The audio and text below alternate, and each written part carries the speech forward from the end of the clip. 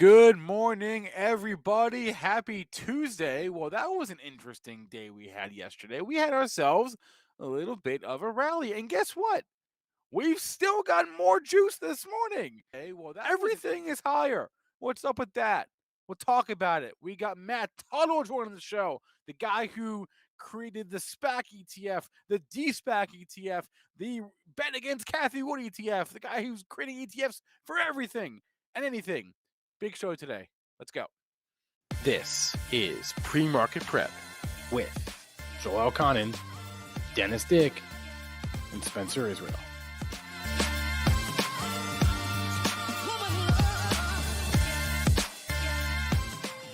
All right, hope you're all feeling good from the whiplash we had yesterday. Let's bring on Joel Elconin here, and I'll bring Dennis on. Dennis just stepped away. He'll be back in like a minute, I think. So, Joel, you're here, though. Good morning. What's up? How's your day going? You guys are going to have to help me out here Okay. because we slipped from the danger zone to the happy zone. I know. That's why I'm happy. What am I going to do now? You're asking what's after the happy zone? Yeah. Oh, the irrational exuberant zone. Boom. Oh, all right. Okay. Okay. Since you're hot, I mean, since anything Spencer says comes to fruition in the markets here, we're Yeah. going to go. We're going to go. Let's call this, what's today? The 12-7? 12-07. And we'll go The SI, right? the exuberant zone. Is that where we are, Dennis? Wait, Dennis Yes. We went from the fear to FOMO in 24 hours. How does that happen so quickly? Like everybody, even myself, somewhat fearful when we're doing the show. I'm not going to lie. And then you could just feel the turn. We go from fear to FOMO in 24 hours. This is the whipsaw market. All right, so let's start with this. Joel, share your charts, please, and then we'll run through the overall markets, and then we'll talk about Monday. Monday. We'll talk about yesterday, but first, what's happening over All there? right, let's go with the charts. Hold on. Let me get this up here. I got to get it before I share with the world. Just such a bad typer here. Exuberance zone, and everyone doesn't know your middle name is J, right? So we'll go SJI. Okay. He's calling for 47, 40, 50. I'm going to go to my StreamYard. I'm going to share my charts, and we caught a bid right underneath the close. I mean, strong close. Last after hours print was 95. We got 2 ticks below the close, and then buy the dippers. Wasn't much of a dip. Came in pre-market high 56.75. If I had my true wish today, we would tack on another 10 handles and hit the 6 and 7 day high, which was a double top. That's a lot to ask for, but heck, in this market, we can see anything. Crude helping the oil companies up $1.76 at 71.25. Even gold is participating up 390, 1783.40. Silver up 17 cents at 23.44. Bitcoin does not want to be left out of the rally. That's up $2,175 at 51,135. And Ethereum is up about the same on a percentage basis. Ethereum futures are up $171 at 4377.50. Triple D, how were the fireworks after the close? Well, there was a lot more fireworks at the open yesterday, and I will tell you, Okay. there was action. I used the Joel Elconin capitulation textbook methods, which we are going to talk about on this Saturday, to live call the bottom 6 times on Twitter in 30 minutes, starting at 9:37 on the ARK names and all the growth names. So this was the series of tweets. My first tweet right at the bottom, because they're obviously reversed from Twitter, 9:37 Eastern. That's time stamped. If you go and actually look at my timeline, you can't see it on there though. Growth tech just getting hammered again. Some names are getting ridiculously oversold at this point. So my thought process was, really? I mean, we were all flat. We were just slightly down on some of the growth names. They were getting hit. But then I'm watching like Nvidia falling $20 in like no time flat. Like, I mean, Nvidia fell 20 points in 5 minutes. And then you're watching so many other, names like ARK just getting hammered. Open at 92 ARK. It was 89 5 minutes later. I'm like, they are just hammering these things. That's when I tweeted that out. And then I'm looking and I'm already thinking, I'm like, is this going to be capitulation? Are we finally seeing everybody just wash out? Because Joel, you've taught me so much stuff over my 21-year career. A lot of people, if you're just new to the show, Joel, when I started and I was a 22-year-old young kid showing up at the Bright trading office in Detroit, Joel was my trading supervisor and my mentor. And I can remember a lot of different things. And you talk about capitulation always, in individual stocks, where everybody just washes out and says, that's it, get me out, I can't take it anymore. And what that usually means is then you get seller exhaustion, where everybody that just couldn't take it anymore has sold, they want out. You see the boom, and then you start to see the V bottom. They usually V bottom at that. And then, so that's already my thought process. And then obviously Spencer's taking the tweets away, so I can't see what my next tweet was. Oh, But about sorry. I didn't. I'll put it back. No, I'm just going through because we're trying to teach something. Timeline. And here, yes, I'm patting myself in the back. Jeremy Newsom says that's okay though, Yeah, but I'll put it's it more of back. a teaching tool. Yeah. It's more of a teaching tool because people don't, you could go and you can, it's hard to just call these things, but this one was an obvious one, like pretty obvious. So then the next tweet, which I think was, a few minutes later, I said, if you're selling growth this morning to buy value stocks, I'm watching the value rep. And literally just after the open, we were like this. We went like this in 5 minutes. They can't stop buying Procter & Gamble. They can't stop buying Apple. They can't stop buying anything because they're looking for safety wherever we can. We're getting killed. We need safety. They're jumping into all the XLP, the utility stocks, everything that they can find for safety. It just went like that. The gap between growth and value went from here to here, like instantly. Like, I mean, some growth stocks were getting hammered to the tune of 8-9% on no news in one day after already getting hammered. So then, then I'm feeling it. I'm like, man, I'm starting to look. And then my friend James Marsh, great trader, he tweets out, I'm getting into Peloton right now. He is a floor trader. He's got feel for stuff like this too. James, you're listening. I do follow you obviously on Twitter. And he says, I'm getting into Peloton right now. And I'm like, I think he's right, man. I think we're going to bottom on some of these names. So I bought some Peloton with him after he did that. I hate Peloton, but I'm like, this is short-term trades, not long-term investments, people, not long-term. Short-term trades, potentially swing trades, but starting as short-term trades. Everything starts as a short-term trade to a certain extent. And then I tweet out, I'm like, you may have just bought the bottom, and I'm not joking. And then, my next tweet is, if I said it did feel like capitulation selling in the growth names, it's been a nice 10-minute rebound. So then I started nibbling through and starting to buy some more growth names. I bought my Unity software, which I talked about buying on the show. Did not buy a firm, and I was going to, but it was like 102 at this point, and it just ticked down to like 96 bucks. So a firm, this is a poster child for what happened yesterday morning. 108, all the way down to like $96, Joel, in literally 5 minutes. It opened at like 104 and went down to 96 in 5 minutes. There was no buyers, just sellers.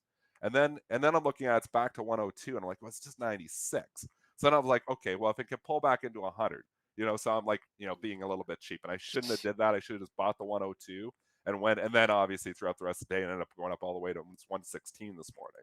So and then my final tweet was, did Cathie just bottom? Obviously, yes, in the short term, she did. We know that now. We can see that. We don't know long term. I'm not saying this is the absolute bottom. This is the time to buy. If you're buying now, it's the exact opposite of yesterday. You're just buying a 10-15% rip. So now you're doing it backwards again. So you have to be able to identify quickly. This market doesn't give the opportunities for long. You've got to be able to identify those opportunities very, very quickly. But am I coming in and buying all those Cathie Woods names today? No, because we just hit 87 or 97 or 89. She just rallied 8-9% in 24 hours. Nice dead cat bounce. Probably going to be some resistance up at 100. So I've actually sold some of those names already that I was buying yesterday. I do have the Peloton still, and I do have the Unity still. So those are the only two names that I'm left with. And I didn't go crazy, but I was buying, and obviously day trading. I'm always day trading. I make lots of day trades, but I kept on. I sold part of my Unity. I kept part of it. I bought Unity at 139. That was after the fact. Again, not trying to say, oh, it's 139 now, it's 136. It bottomed, and then they did the bounce, and then I'm like, I kept saying it's a tradable bottom now because exactly. I was just gonna say, so now I have a level. And I You have it tweeted out. twice. Yes. And I tweeted twice. I'm stopping out at today's lows. On all these stocks that I'm buying, I'm stopping out at today's lows. Today, like meaning yesterday's low. Those would still be my stop out points for all of those names. So Unity got down to 136. I got it at 139. Don't have to be a hero. You're not going to buy the actual bottom, but it gave you that chance afterwards. Peloton, same thing. I didn't get at the 40, whatever it was. I got down to 40.84. I bought at 42. It's 43 this morning, but I'm stopping myself out now at say $40. Makes new lows. I don't want to be any part of it. So that's the thought process of looking at it from a professional risk-taking standpoint. Boom, boom. Okay, now we've spiked, we've hammered, we've bounced. Now I can use those lows as a risk control measure. That's the whole key. Don't try to catch the falling knife as it's going down. Wait for the oomph, the capitulation bottom, and now at this point in time, I have my out. And that's what I need. As a trader, you always need an out. And when they're going straight down and making new lows, you don't have an out. But when you do, obviously, have that big bounce off of those lows, that's your tradable bottom. Yeah, and it was the same thing like with the S&Ps. You were up overnight, and I can't go through every stock and give you every for what every level. But the only thing I was thinking about was where are we going to see that close from Friday? Because that was a weird close on Friday. It looked like, oh, we're going to close on the lows, and then no, we're not. We're going to close 40 handles above that. Then you tack another 30 on in the pre-market, and you're thinking, wow, man, if I could, how many people were like, wow, I shorted that into the close because I thought it was an over ridiculous pop. And then overnight, they ram it another 30 handles on me. If I could get this thing unchanged on the day, and this booze, well, the close was 37.50. It came down to 39 and a quarter. So I don't know where it was on your individual stocks, but if something gets away from, like, you want to buy the previous day, it gets away from you, you know, and I'm not big for buying gaps up, but see, how close can you get to that closing price? Where do people want to buy that mark that are short, or people that are looking to get long? And I think that you saw that's what happened in the S&Ps. As far as what Dennis is talking about, I mean, sometimes there's people like in his ARKK, maybe they originally stacking their orders here at like 108. I'm like, I want to get out at 108. I want to get out at 109. And then they have a day like this. And then the next day they're like, I'm really going to try and work out of this at 100. And then they miss it. And then you have this big down day. Then finally they come in and they're like, this is it. I don't care. Just get me out. Yeah, I'm done. I'm done. yeah, And then that's how you get those. But it just, the market just has a way of just inflicting the most pain on the most amount of people most of the time. And it's hard. Those turns, I mean, it used to be a lot easier when we were in the office and we were listening to the squawk and it yeah, actually coming from the pit. And yeah. you could hear it. And they'll say, Goldman's bid, Shearson's bid, Bear The Stearns' turns, bid, the and turns. everyone's bidding. And then all the locals, of course, are jumping the bids and quarter bid, half bid, even bid. And then all of a sudden, you'd hear like a roar and then be like, sold, sold, sold, sold, sold. And I'd be like, the buyers are done. And then, no, Goldman's offered, Bear Stearns is offered, the locals are offered. It's hard to get that through the screen. It's hard to It's get that. different.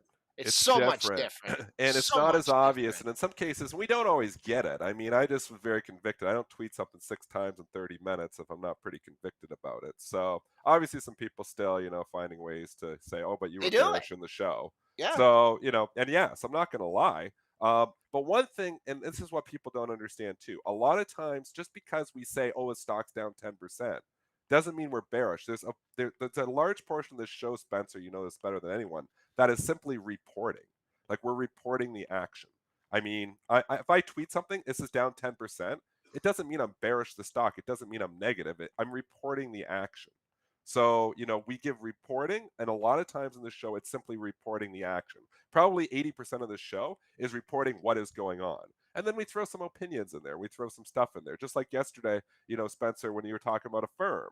And I'm going to say, in this case, I was right on a firm yesterday too. Because I don't think I would be selling a firm. I said I actually have this on my shopping list. I would be buying this at an opportunity. It gave me an opportunity yesterday. I struck on Unity. I said the two stocks, Affirm and Unity, that were on my shopping list yesterday. I got my Unity. I wanted to get the Affirm, but it was too cheap. and I should have just bought the 102. But obviously, I didn't. I thought I could get it back under 100 because we were meandering there for a minute. I was like, maybe we'd leak a little bit and not get it, and it just didn't happen. But in yesterday's case, I mean, follow me on Twitter because we're on the show. And after 9 o'clock, you're not going to hear from me if you're just listening to the show. But if you want, a lot of times I do update market commentary during the day, especially when I feel convicted about something. And I'm at Triple D Trader. You can see my little handle sitting right there on the screen. So give me a follow if you want to continue to hear, a commentary after 9 o'clock, because my opinions change very, very quickly. And was I bullish Order yesterday flow. on the show? Absolutely not. I was not bullish yesterday, but that capitulation event, when you're seeing stocks fall 8-9% in 5 minutes on no news, that's the sign where we're seeing a washout here right now. We And didn't the have other, that information on the show. We didn't know there was going to be a yeah, new washout at the information. open. So Exactly. everything changes. Order flow, tape reading is what we're talking about. That's what we're going to talk about on Saturday for 3 hours. You can go to premarketprep.com. Spencer will post the link in there. It's Then we're gonna get to some individual stocks here, but I just want to throw this out here for So let's say this was a major bottom in here. These are the kind of things that I look for. Whether you're a swing trader, now you got a reference point. You got the all-time high, right? Now you have a major low. Didn't quite fill the gap here. But hey, could this thing and the way these things move, could this go back up to 136? Could this go back up to 137? Well, it's already at 115 and a half right now. So those are, be short. You have some reference points, right? You have some daily highs to look at. Like right now, I would have loved to buy, 115. If you want to buy this on a pullback, there was a double top at 115. So you could get it there. Where was the close? The close is probably lit, 110.95. So if don't want to buy the gap, you feel you missed the boat, maybe try it at 115. I think you got to give yourself some room. Went through the double top. Next target today. Why couldn't this see 119.99? Right, that's your 3-day high. But I think you're selling into these reps, and Scott, you're making a good point in there too. I was doom and gloom in a lot of these names. Have I changed my opinion to these growth names all being overvalued? Did I put any of these growth names in my long-term portfolio? I put zero, even though I felt like this is the bottom for growth, the short-term bottom for growth. You know how many growth names I put in my long-term portfolio? Zero. You know why? Because I'm not saying this is it and I want to be long Cathie Wood's names at 25 times sales. I still think we're in a market where we're going to see value start to outperform maybe for the longer foreseeable future. But was there a tradable bottom? So again, you've got a long-term hat, and I speak with different caps. I'm not sitting here advocating to go out and put long to buy now and go put all these high valuation growth names into your long-term portfolio. I'm not doing that here, folks, because I want to be crystal clear. We are traders and we are investors, and I am both. So as an investor, I'm not moving back from my stance that a lot of these Cathie Wood names are still seriously overvalued. I'm staying with that stance. I did not buy any of those names in my long-term portfolio. I did put Unity into my short-term portfolio, which has now become a swing trade because it's just going my way. So, so obviously maybe that's going to continue. But like I said, I only have a couple left. There was lots of day trades that I did all through yesterday, buying and selling, doing all kinds of fun stuff. Unity, Peloton, the only two that I've got right now still going. I might be selling those today. We'll see. Because this was a serious bounce for a lot of those names. I think a firm 120, you're only 116. I think that's going to be resistance now. I mean, the bloody thing was $96 yesterday, just around $24. What do you want? So you've got to, be looking, I still think I'm looking at more value names. And let's move into maybe the best value name that is potentially out there.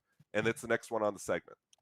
Yeah, we mentioned this. I don't remember when exactly, and it was earlier in the year. It could have been in the summer. It could have been in it the. wasn't too long ago, Spencer. I don't know, but we wondered out loud. Hey, remember Mobileye? Remember when Intel bought Mobileye in 2017 for $15 billion?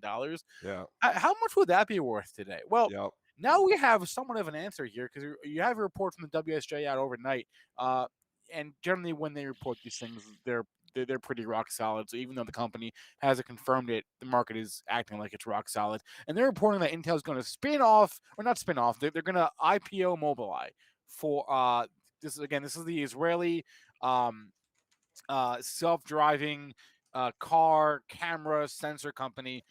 They paid 15 billion for it in 2017. They're going to IPO it at a potential valuation of 50 billion from Woo-hoo! 15 to 50 in That's a four nice in, trade. in Yeah, four way to go, years. Intel. Yeah. So and remember, this is all part of the new CEO's plan. You know, they have a new CEO there. They're doing all sorts of things. They're doing some investments. Yeah. They're doing this. According to WSJ, the Mobileye unit had $326 million in revenue in the third quarter. That was up 39% year over year. And that overall, Intel as a whole had about 19 billion in revenue. So relatively small unit of the company in terms of revenue here. But that's the news here. A potential IPO of one of their subsidiaries. Bought it for 15 in 2017. Maybe IPO for 50 sometime early next year. That's the headline. Uh, It's a huge headline too, and Joel and myself are both still long Intel.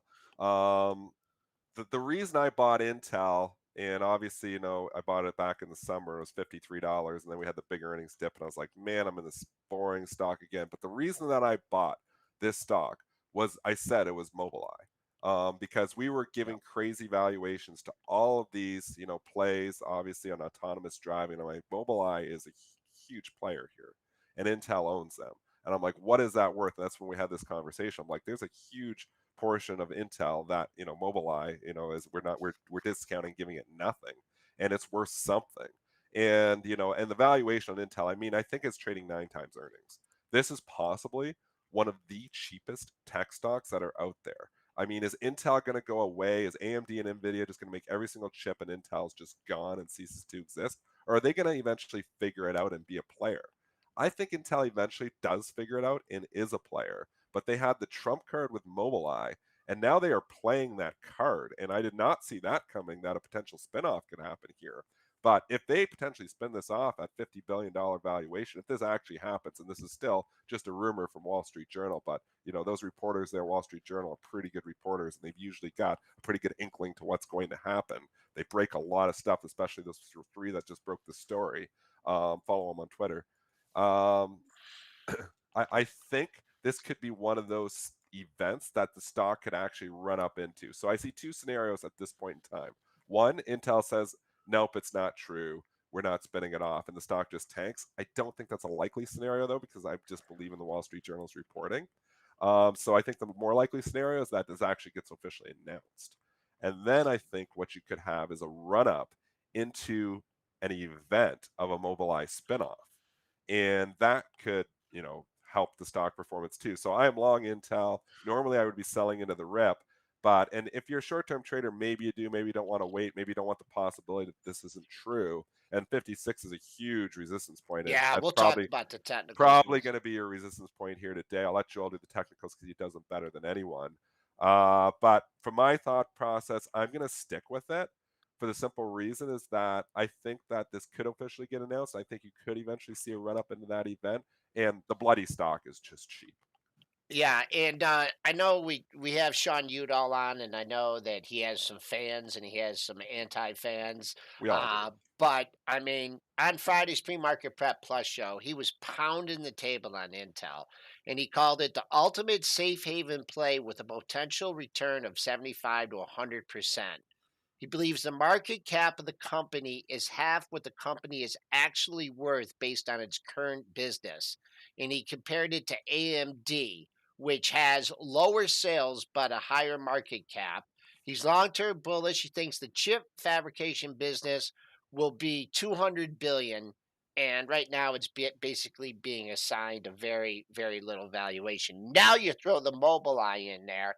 This is in my long term portfolio. I'm long higher. I'm not buying more today. I'm certainly not selling. I don't know if I'm ever going to get this back at 51, 52. I mean, because doesn't Intel always seem to come out with some bad news? It It seems like does. it does. So I'm going to Yeah, wait for one of those bad news days. to buy more. Yeah, short term, if you were waiting for this gap fill here, you were buying it the whole time. You're opening right into the teeth of the gap. So from a technical perspective, at 54.83, you're refilling the gap. It did hit 56 in the pre-market. I think that is a little much. I think 55 to 56 could be littered with sellers. You're already trading 54.88. But love to see a pullback on this move. And he started talking about Qualcomm at 70 and it went to 60.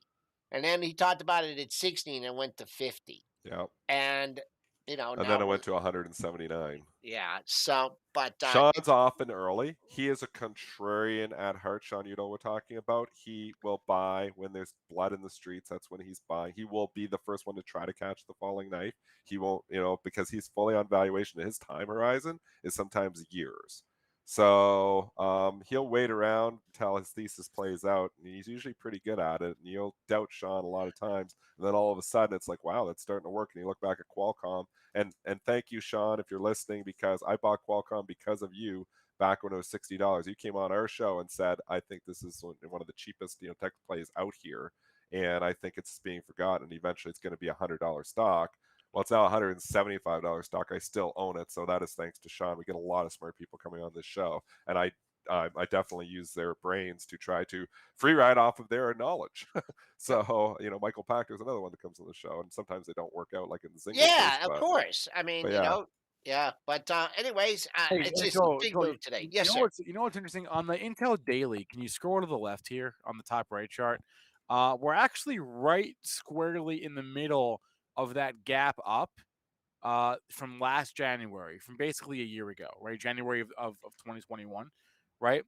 And that gap up from January of this year, that was when they announced Pat Gelsinger as the new CEO, Yeah. right? So and we gapped up on that day from 52 to Wow, as that high was as 60, ridiculous. right? Yeah.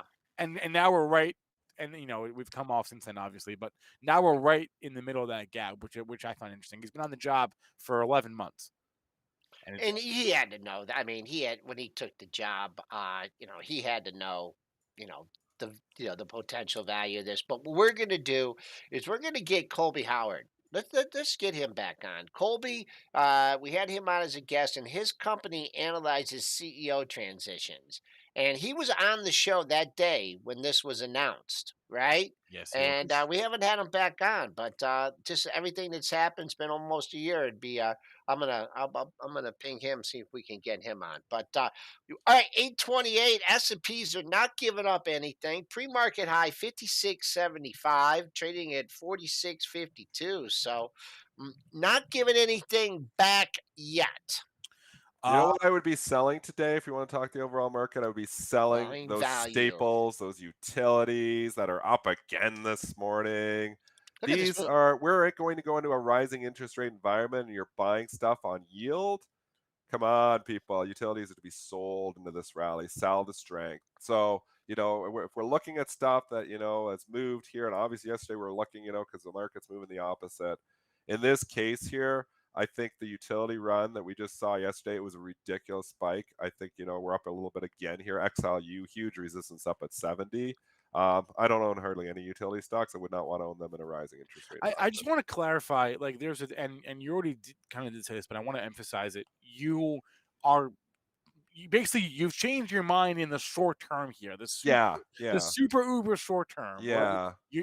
you're buying growth, you're selling value, But I'm not. I already did that. So I'm kind right. of like, Okay. it was a day trade more yesterday, but it was a wicked rally. I mean, some of these stocks are up 15% a day. Yeah. So it's like, how do you not? What's your saying, Joel? Don't never look at gift horse and a mouse or something. Yep. That's it. I mean, I don't know how I butchered that one. I don't know where does that come from? That's such a weird saying. Horse person would know that. Joel Of would definitely course. know. Where's that saying like come from? Your dad? Was that one of your dads? You love No, horses. Your dad no, I No, didn't say he made it up, but did he Dennis. use it?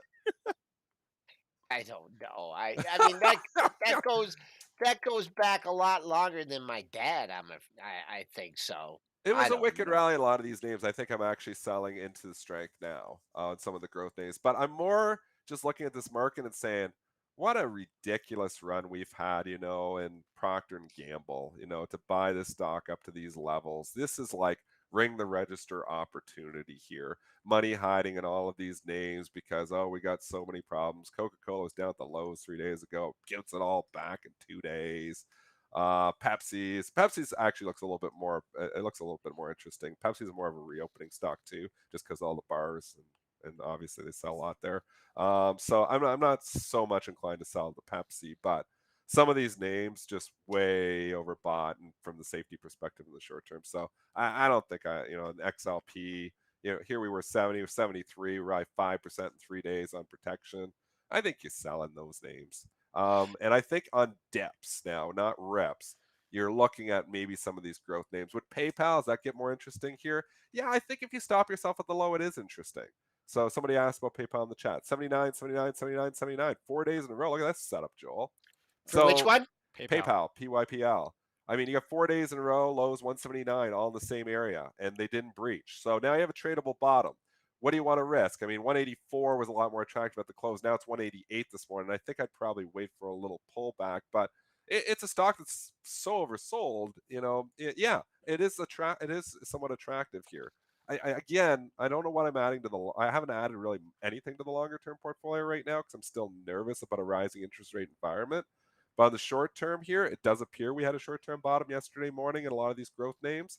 I think you're nibbling on pullbacks into some of these names. If this gets above 190, the PayPal here, I think you're going to run into buying this on strength instead of weakness. You traded close to that level, so that might have been a short term. That might be a short term target for all these super bottom fishers. But it gets above 190, it looks like you're going to have a pretty. Might end up buying that one on strength instead of weakness.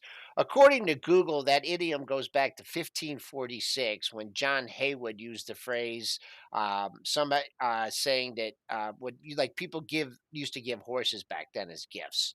And so when someone Oh, gives you a horse, it's a gift. You don't look it in the mouth. And then someone else is saying Take you the can gift. tell a horse by an age by just take Take the the looking at gift. its gift. Just teeth. take the So gift. just take the gift. That's Take the what it gift, means. man. But Gift. I'm also wondering like how much are you looking, because what I would have expected from Dennis this morning is just with regards to today's action, is fading yesterday, right? There, I would feel like we always talk about, if fading the move, buying the dip, selling the rip. Well, we had a rip to sell, maybe. Maybe today, Yeah, like Nvidia. So some like cases, it's look at choppy. Nvidia. It's just so choppy, It, it's just good for trading. Look at Nvidia. 280 RM, great buy yesterday in the chat. He bought it yesterday. 280 it hits. It's 311. I mean, all of a sudden it's a 50% retracement in an environment where they're taking off of the higher valuation names. And Nvidia is a higher valuation name. It's one of the best in breed. But I mean, are you coming and buying a 311 now? That's a 10% rally in a day. I mean, no, I'm probably selling it. So 320 looks like resistance to me. So the Affirm that I liked yesterday at 104 went down to 96. Now 116, 120, you're probably all of a sudden, boom, it's like too much too fast. So, So like the for gift example, horse and amounts, It there depends you go. what your targets are. I mean, if you had it depends on your time frame. It depends on your Time frame. targets. I mean, Yeah.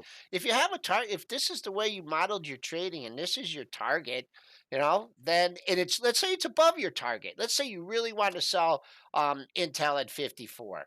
Well, then put a 54 stop in. You know. And don't say, "Oh, I'm improving it by a buck by selling it at 54." Because I'll tell you, one thing we've learned in this show over the years, I mean, sometimes these gap and goes can go for a They can. long time. Yeah. Did Yep. everybody just forget about all of a sudden, or was this just a dead cat that's bounce? that's what I'm asking. I think it was. I think it's Spencer. I side with you. I think it was a dead cat bounce, All right, a hard dead cat like like bounce. And like what do you do on dead cat bounces? You sell. like So real fast, just before I guess, just pull up MDB, Joel, MongoDB, because they had earnings last night, and everything they said was awesome. Every number they said last night came in above the estimates, whether it was earnings or it was guidance. It was all great. And yesterday we were at 417. Today we're up $100. Okay. yeah, That's a rip I to think you're sell. ringing the register on that You, one. yeah. Okay. Yeah. This is not investment advice, We but don't ever give holy investment back. or trading advice. We just You're give getting all this opinions. back. Hold out for 540 on this one, folks. That's what I think you should do. Right? Oh, it's at 520. if you got 540, yeah, I know 542.70 was what your 5-day high. Keep it on this one. I'd really keep an eye on that pre-market high. Let's say it takes out, 5.25, keeps on going, goes to 530, 535. Look for 540 would be. And I talked to this one. I was wrong on this one because I talked about because it was getting killed. I was thinking if you saw 480 because there was a double top there, but the bulls just come. Wow, look at that bar just straight up and on 46,000 shares. What does this thing trade on a daily basis? Holy mackerel! What a But it's holding bailout on up. It's kind of like Snowflake. I don't think it's going to crater because it's not like it just reported and it's still trying to find itself. It's been It's still holding up holding since on the there. after hours session. So it could hold up for a bit. I'm not buying something that's up $90 in an environment where they're selling growth. And Yeah. so, yeah. So, Anyway. no thanks. I'd have 100. No, I'm not going to say this. I'm not All going right. It is a great day to bring on our next guest here. Matt Tuttle, the CEO and the CIO of Tuttle Tactical Management. Matt's got tactical ETFs on the bull side and on the bear side. And we're having this discussion right now, so it's a great day to have him on. Let's bring Matt on the show. Matt Tuttle, welcome to the show. Hey, thank you for having me. It's been too long since we've had you on other Benzinga shows, but it's been too long since we've had you on this show. I guess let's start with this question. Where do you stand overall market in the context of yesterday? We had this pretty epic bounce, and this morning as well. I mentioned you've got ETFs that give you exposure to super high growth stuff, and ETFs that do the opposite of that. So where do you stand right now in the context of the last couple of days? Yeah, so yesterday looked and smelled a lot like a bottom, but at the end of the day, nothing's really changed. True. I mean, we sort of knew the weekend after Thanksgiving that Omicron was not going to be a game changer. Yeah. And since then, to me, it's really all been about the Fed and tapering. Yeah. And, nothing, I mean, I haven't heard them come out yesterday or today and saying, hey, we changed our mind. So, until that happens, we've got to expect, the Fed's going to be pulling the punch bowl away. We've got to expect interest rates are going to rise. And the Fed has said what everybody already knows, inflation's not transitory. So, the playbook stays the same. Be careful of the unprofitable high multiple stuff. And, to me, focus on what's working. So, we've been looking at, home builders. We've been looking at, REITs. And we've been doing a lot in pre-merger SPACs. I think I agree with you completely. I think you summarized it just perfectly because we all get caught up and it was such a nice bounce yesterday. I even got caught up in it too, partially because I caught some of the bounce. But I mean, you look at it and you said it perfectly, is that what has really changed? I mean, is the Fed going to all of a sudden bring the punch bowl back because we rallied yesterday? Hell no, it would be the opposite.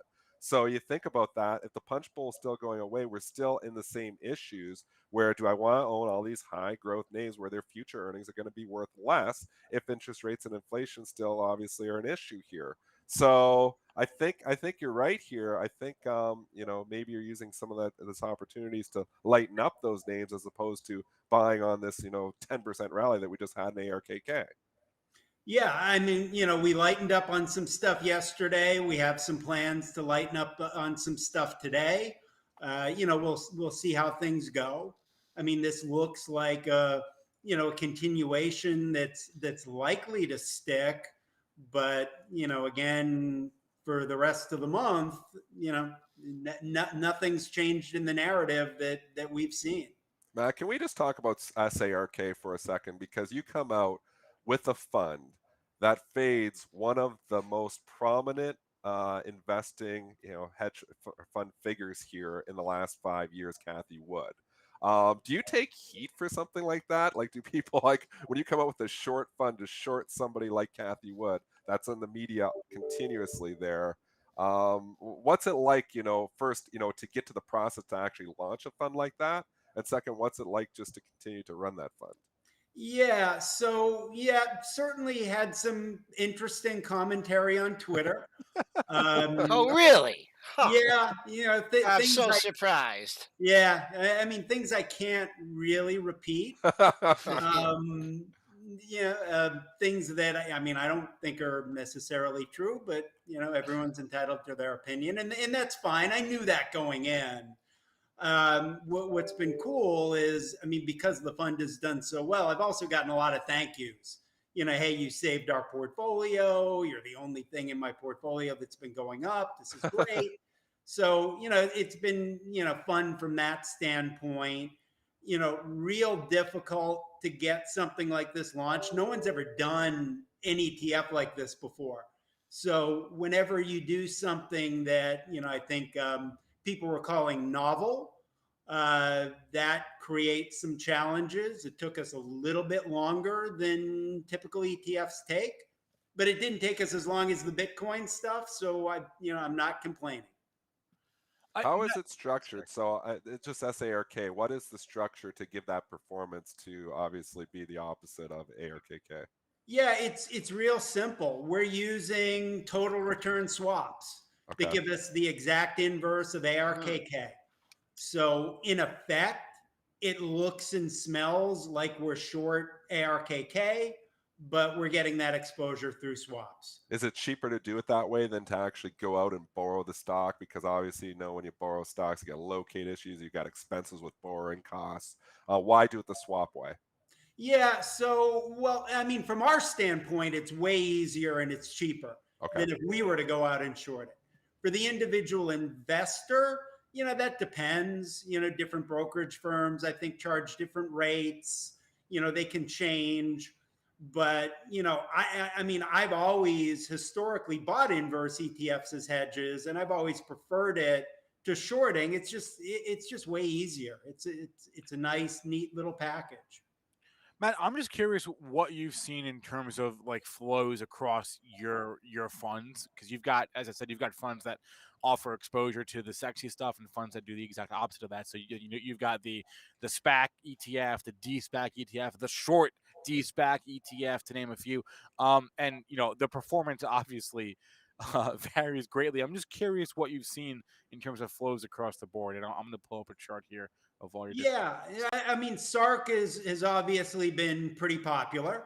Yep. SPCX, which you've got pulled up here, that really took off in popularity at the beginning of the year, but it took off for all the wrong reasons.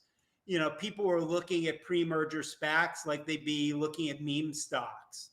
And I remember at one point, February 15th, which was the top of the SPAC market, we're up like a ridiculous amount, like what I would expect to be up over a 2-year period, and we're up in a month and a half. And so obviously people looked at it like they were looking at AMC and GameStop. Now it's kind of settled in, and people realize, look, pre-merger SPACs are a bond alternative that do in your portfolio what bonds are supposed to do but aren't going to be able to do as the Fed's raising interest rates, or they're an alternative to like a merger arbitrage type of strategy. So, that's settled in, and we haven't seen flows in, but we haven't seen flows out. We've certainly seen flows into SOGU.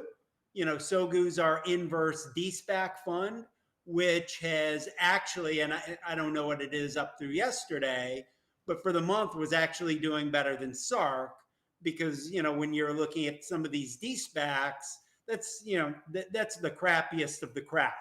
So you could say all you want about what's in RK. They probably don't own anything that's going to go to zero. I can't promise you there's not things in SOGU that don't go to zero. So that can be a real high octane mover, and we've seen a lot of flows into there. We've got high hopes for FOMO, which is kind of our retail sentiment strategy, and FATT, which is kind of our positive tail risk strategy as well. But we haven't seen the flows there yet. Some of these are great ticker symbols, by the way. The FOMO one, I don't know how you got that one. That's great as well. Go back to the SOGU. So that's interesting. So short De-SPACs. I mean, tell us. Obviously, the De-SPAC is when it's obviously no longer a SPAC. So do you just short like the day they are no longer a SPAC? Is that what it is? So what it is, it's an index called the De-SPAC index. It's up Okay. on Bloomberg, DESPACTR index go. And it rebalances monthly. It's 25 of the largest, not the largest, of the largest companies that have come public through a SPAC merger with a 12-month look back. So we want it to be fresh, so we're not going to have like DraftKings or anything like that in there. And then we've got two ETFs, DSPC, which goes long, and SOGU, which goes short. The beauty of SOGU is a hedge, and why I also like SARK as a hedge is those are two hedges that the market could be going up, but they could still be making money. Because, in SOGU, you're shorting, basically a lot of crap. And, in SARK, you're shorting high multiple, unprofitable companies versus going out and buying like SH or the SQs when you're shorting FANG. And nobody ever got rich shorting FANG. So, that's what SOGU is all about.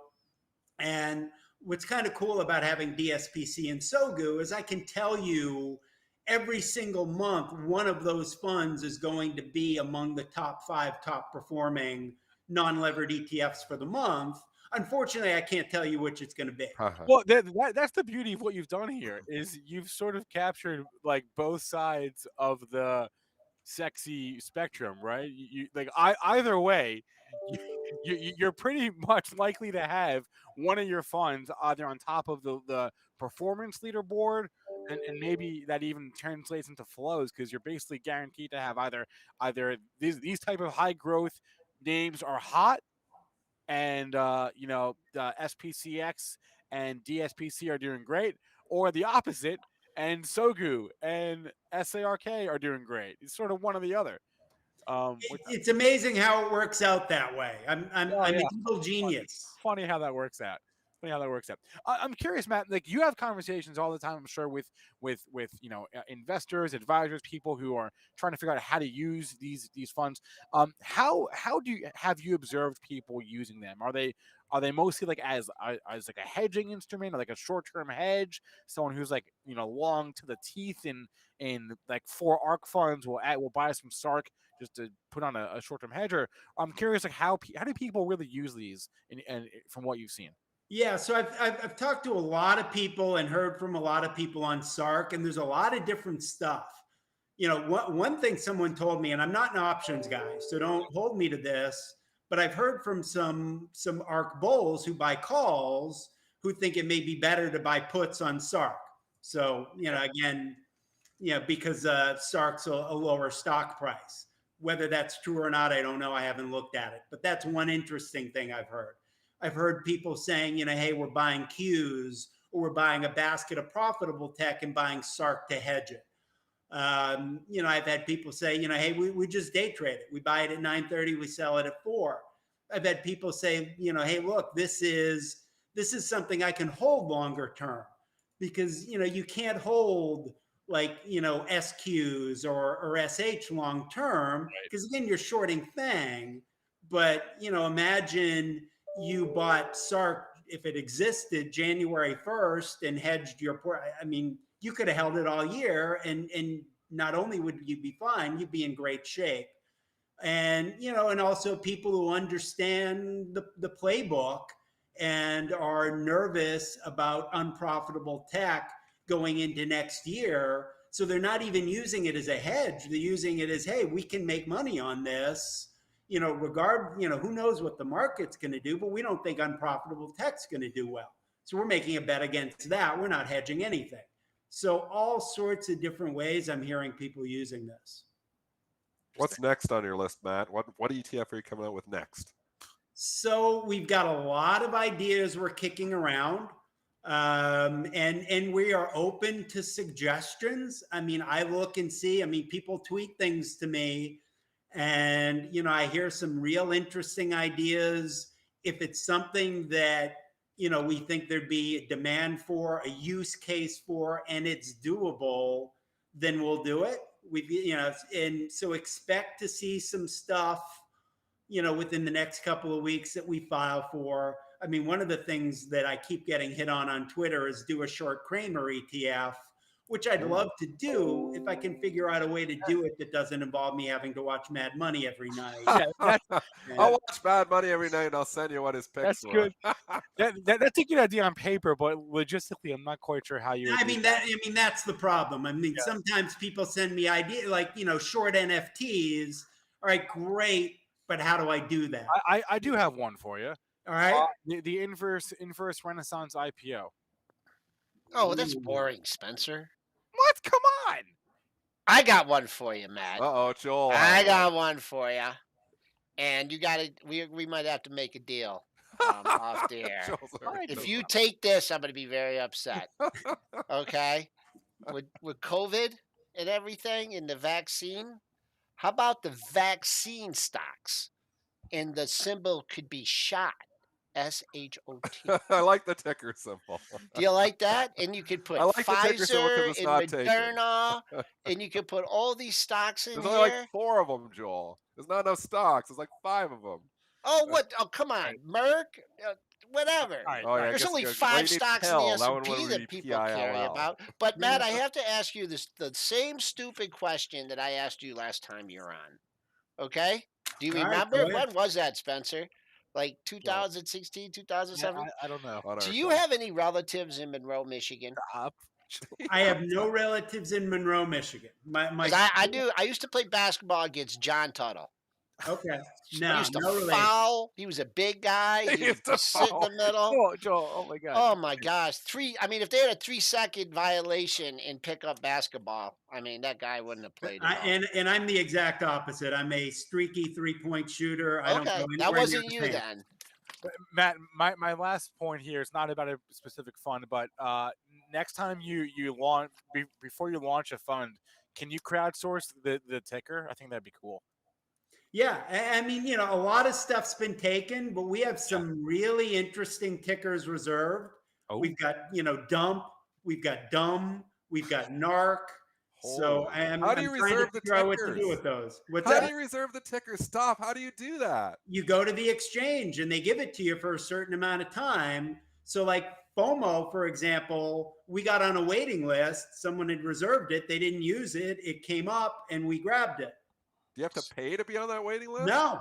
Oh my gosh. I Wait, could have had DDD. we gotta get on this today. We gotta get on. I this did not know this information. Let's reserve some tickers. Yeah, This yeah. is I mean, huge. give me some ticker ideas. Me and Joel just go on and probably buy 100 tickers right now. We love the price free. All right, Matt Tuttle is the CEO It's and our business CIO model. of Tuttle It's our Tactical business model. Management. He's got, I mentioned all the SPACs he's got and had him up on the screen there. There are a few of them.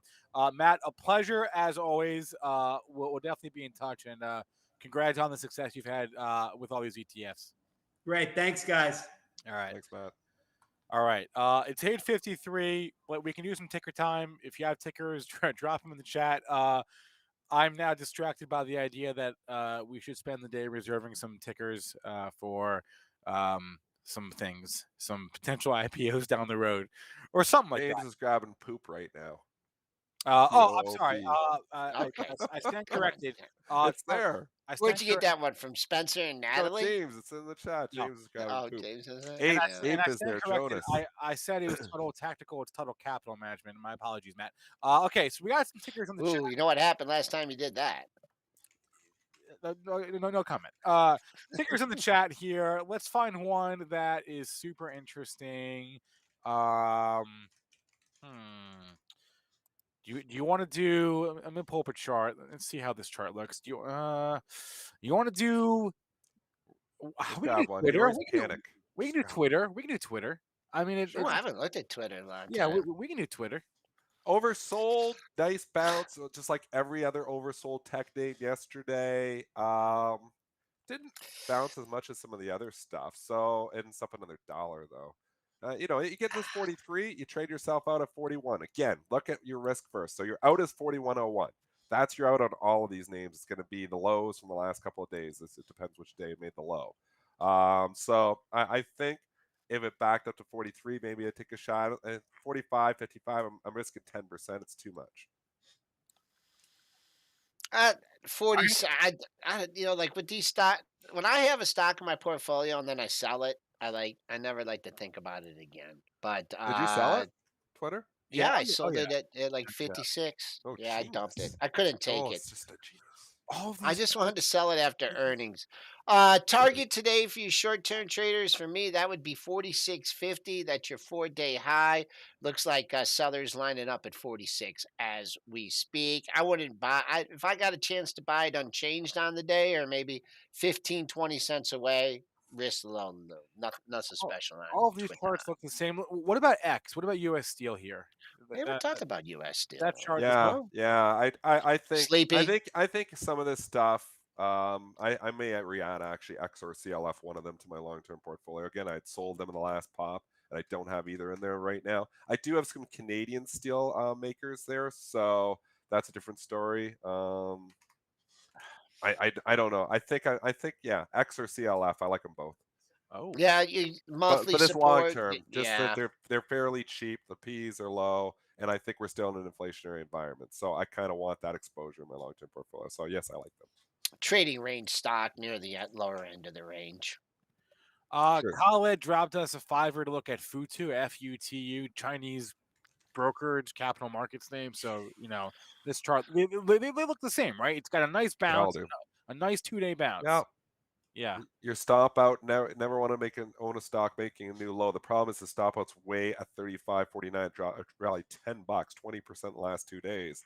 I mean, this is this is the time to take the money and run if you bought it in the last 2 days. Really, I mean, could it go to 50? It could, but it's hard to Mm. just buy these 20% snapback rallies because is there follow through?